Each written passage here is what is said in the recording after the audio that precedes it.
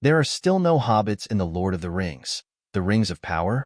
Since the show is set in the Second Age of Middle-earth, the lovable Shire dwellers we know so well from J.R.R. Tolkien's original stories haven't quite come into being yet. But we do get to spend time with their ancestors, like the nomadic Harfoots who were part of the action from the beginning of Season 1.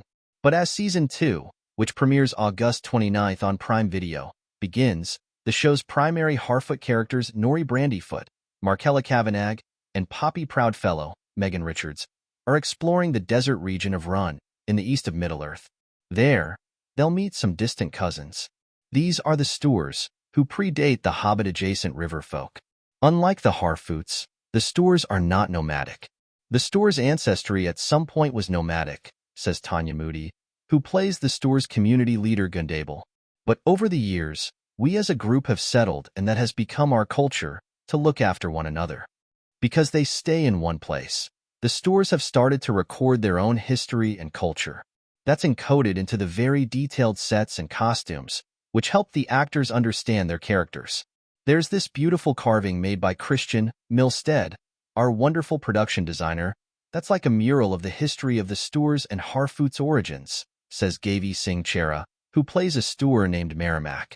I loved looking at that while we were on set. It made me feel at home with family. It always helped me get into character as Merrimack. Run is a desert, and therefore a very different environment than the Verdant Shire where the hobbits will one day live.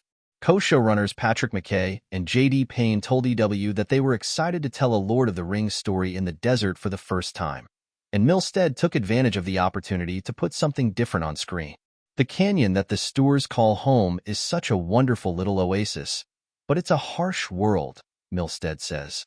We wanted to make something that was very different from the Shire that we've seen on screen. So it was more like they have these abodes that are dug into the rock of this very hostile environment, which creates a very close-knit community. They have a written history, they have a library, they have a map of the stars, they have a whole history woven into this set. Since the Harfoots predate hobbits, it's possible to think of Nori and Poppy as distant ancestors of Frodo and Sam. The river folk that descend from the stoors will one day produce Smeagol, aka Gollum. Does that mean we should expect to see Gollum-like characteristics from these characters? Not exactly. My character's intentions are always focused on what will protect us, what will keep us alive, and hopefully thrive, Moody says. While I was doing it, I was wondering whether or not I'm related to Smeagol. But I couldn't justify any sort of narrative like, oh, I'm his great-great-grandmother. That felt like a bit of a reach. However, the fact that we meet the stoors in this desert environment, but know they will one day live by bountiful rivers adds an interesting resonance to their story. In the books, the stoors are known for loving water, Chera says. I think it's so interesting that their origins are a really arid and dry environment, a place where water is sacred.